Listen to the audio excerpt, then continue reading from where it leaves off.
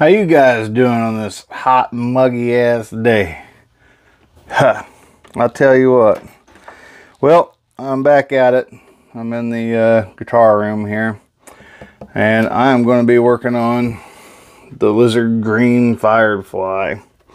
So I plan to do some real quick changes. I'm going to change the nut, change the tuning keys, oil down the neck, polish frets, change strings, all that fun stuff. I'm not going to go in a complete detailed setup here. I'm just going to swap this stuff out and try to spare you guys some time. I know my last video ran long, and I also know the sound sucked. That's why I'm wearing my lapel today, so that's good. Another suggestion I would make on these guitars, if you're going to get one, you want to get a Firefly for the $209. These things are built rock solid. I love them. Change that tuning key, change that nut. Also use shielding tape.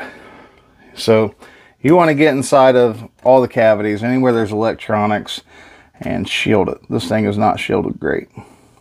So for the $209, you need to put about 50 bucks into it, and you need to invest a little bit of time. Is it worth it versus buying a Epiphone for $600? Absolutely. Absolutely. I actually think these look better than some of my Epiphones, but that's just personal opinion. I think for 209 bucks, I'll change the tuning keys, and I'll change the nut, and I'll change the strings, and I'll shine up my frets. The frets aren't that bad, but I'm going to shine them up anyways, because that's just what I do when I change strings. I polish my frets. I don't do a full sand down every time, but I will polish my frets. So without further ado, let's get into it. Okay, so we're going to go ahead and start off. We've got the strings out, and I just want to get right to it. I'm going to remove this nut. I take this little block. Now this is just a piece of wood with a file on it, and I've used this every time that I've done this. A lot of times when you get one of these and you want to do a new nut, you'll want to take a blade of some sort and just score around the nut. That's to keep any kind of chipping from going on when you take this sucker off. But, you know,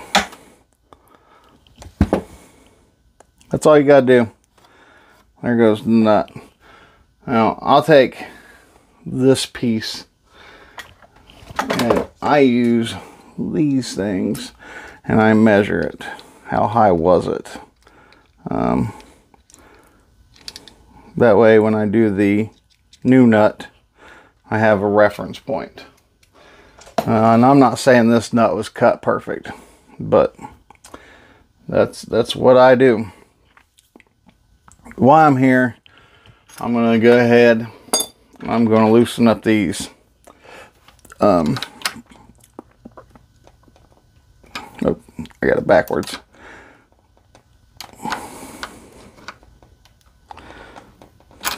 Just give them a loosen. It doesn't have to be taken off yet.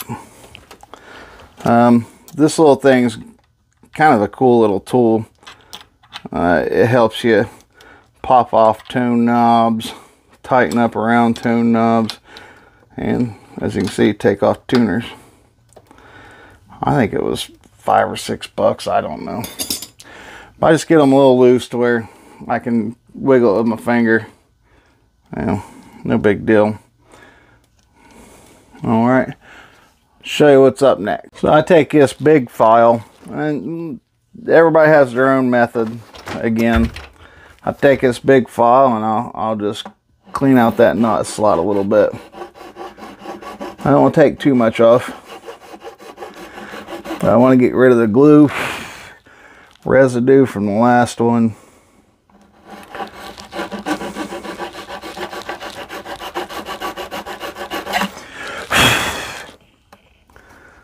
You want to fill. Feels pretty good. There wasn't much really in there holding that on. So I'm gonna move this thing and we're gonna flip this guitar. Get rid of those little screws there.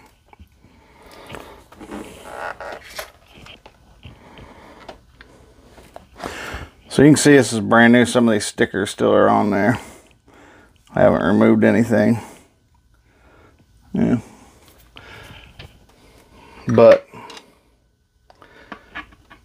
the tuning keys on these, they felt crunchy. I'm not gonna lie. And like I said, it was only one or two of them. And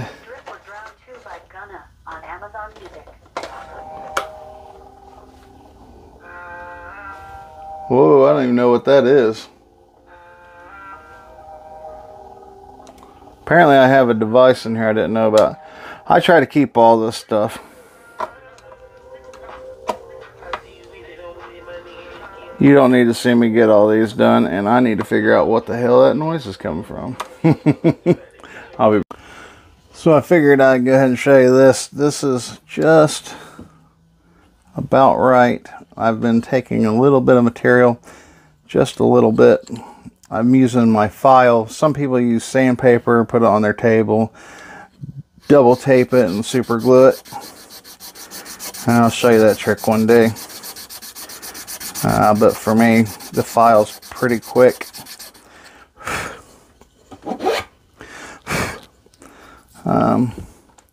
Just want to make sure it goes right in that slot pretty good. And it's also got a little extra. So that's sitting about right where I want it. But the sides. So I don't take much here.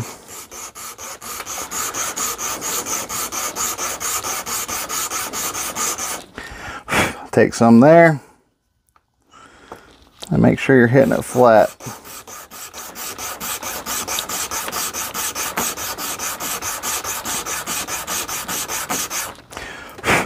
Take some there.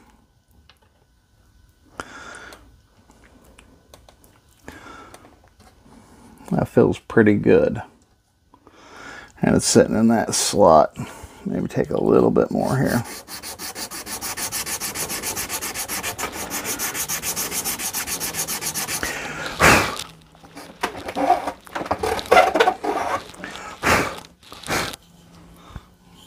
I'll clean that out later. So the nut should be sitting pretty good there. I'm going to take some 320 on the micro mesh, just around the sides.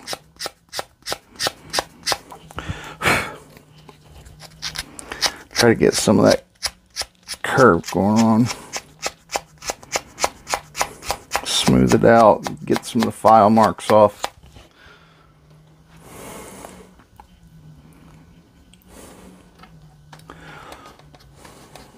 She feels pretty dang good, buddy. That's a lock. I should have told you to take that truss rod cover off in the beginning. I don't do it every time because I feel like it knocks it back and kind of holds to, stopping this from chipping out. But you know, you should take it off, especially when you're getting ready to put the nut on, so you can make sure that that sits in the right groove. I've checked the height of the old nut. I don't know if you can see that. Can you see that? Yeah, they're about right on. And now the width is pretty much right on. So I took the measurements on that, and this one is a little bit taller, but you can see this one was cut much deeper. I feel like I'm going to take a little bit off the bottom too. So just because of that, because that one's cut deeper. So I don't want this to be as tall as that one.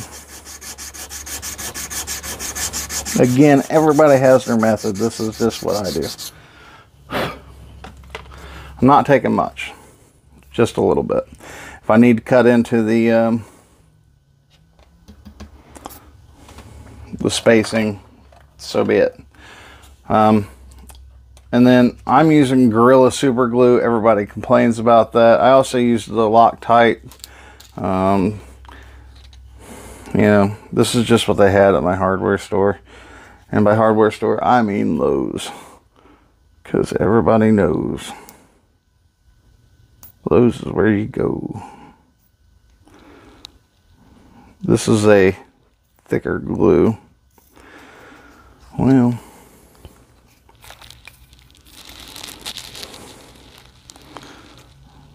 I might have to go to the Loctite. I'm using the gel. It takes a little while longer to glue down.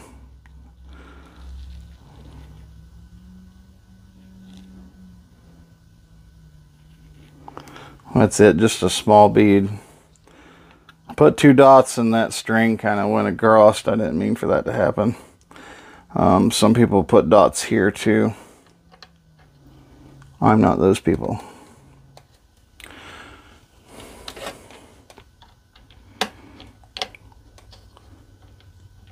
Stay.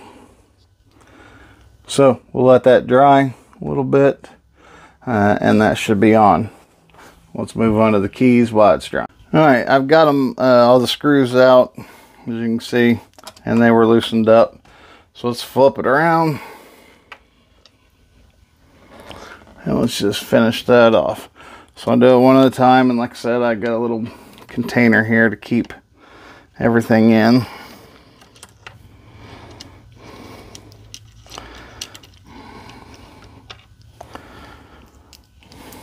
And I like to put the little washer and the nut there together, and that'll keep you from having to find parts. Now sometimes when I change these out, I like to use the old screw. Just depends. I think these are going to be a direct fit, so I'm just going to keep these. And I keep these kind of things in case. This is one of the ones that just feel horrible. I don't know if you can hear that. If you heard that, great. If not, it's got a little crunch in there. But if you're like me and you bought 3 or 4 of them and you changed the keys on every one of them, guarantee you got a good set in there somewhere. These aren't the worst tuning keys I've ever touched. They definitely aren't the best. Go-tos are pretty good. I hope I'm saying that right. They're pretty good tuners. Very, very reliable. I like hip shots. Grovers are good. I found that Geiger brand on Amazon for 25-30 bucks. It was really good for the money. But like I said, I figured $7 more I'd get the go-to. I know they're a better company, better brand. So there, they're all off. We're going to go ahead and get going on the new ones. Super glue is dry, so let's go ahead and start screwing these in. I'm going to try the go-to, or I hope I'm saying that right. And if I say that again, you're allowed to punch me. We're going to try these screws. I just hate when some nerd gets on there like, well, you didn't pronounce that right. I think an old friend of mine tried to sell me a bass and pronounced it that way. And I've been saying it like that ever since. So yeah, these screws are perfect. It is a direct bolt up. 32 bucks. Makes a world of difference here. And the $13 nut is going to make another world of difference for tuning. If you want your guitar to stay in tune, you change your tune, you change your tuners.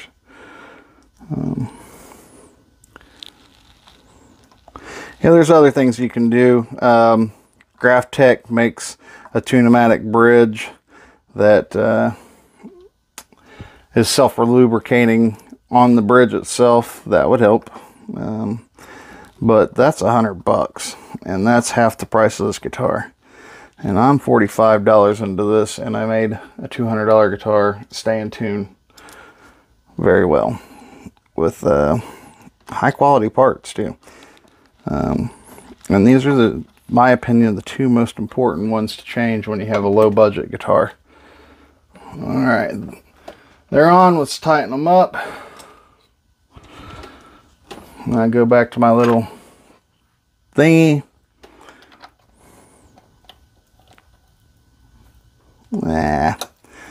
Lefty loosey, righty tighty, Dan. My brother's probably watching this video going, "Dad, I teach you nothing."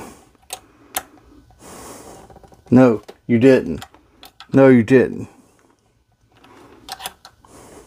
It's your fault that I'm screwing these on wrong. I had to learn by myself. Way to be a big brother. You don't have to crank these suckers down neither. Gosh, I need to get a new one of these. I wore this one guy out. There we go. That's it. They're on. This is on.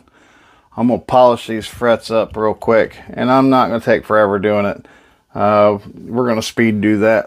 Let's do that. You might know the drill on this. I've got Dremel, brown polishing compound. I'm going to load that stuff on here. It goes everywhere every time you do this. I've got this little thing. I think I gave a couple bucks for it.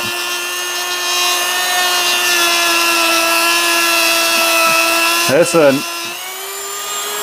is a new polishing wheel. So they send little pieces of cloth everywhere till they get down a little bit.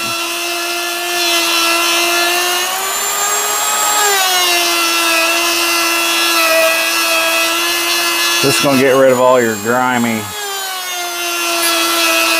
fill.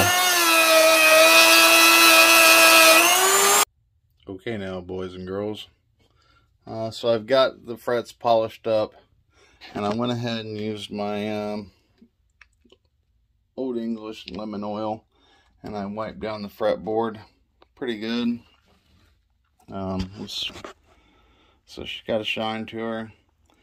So at this point, I'm going to go ahead and I'm going to reattach the truss rod cover. I'm going to string it, and it should be done. Everything else is ready to go. The guitar's already been intonated and had the frets checked and all that fun stuff. I did that the day I got it.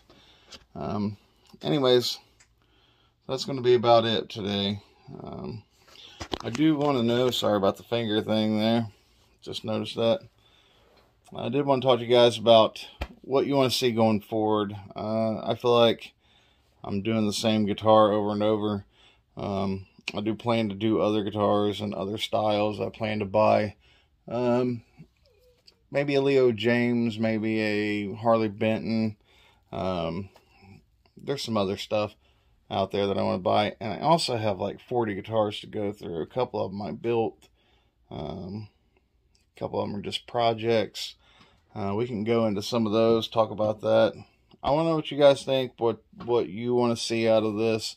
I do this so if you're going to go out and you're going to buy a Firefly, you can take a look at what I did, how I do things, what I think about it, so that, you know, if you're going to go buy one, you might want to look at this. You know, you might want to think about getting a new set of tuners, new nut, cleaning up your fretboard. And like I said, I'm going to take that thing before I put strings on it. This is why I didn't put strings on it and show you guys that. I'm going to shield it. So I'm going to take all the cavity out, and I'm going to have some shielding going on. Anyways, like, share, comment. Please comment. Let me know what you think. Subscribe, whatever you guys want to do. I'd really appreciate it. I know I'm not the best at sound, lighting, camera work, but I'm trying, you know.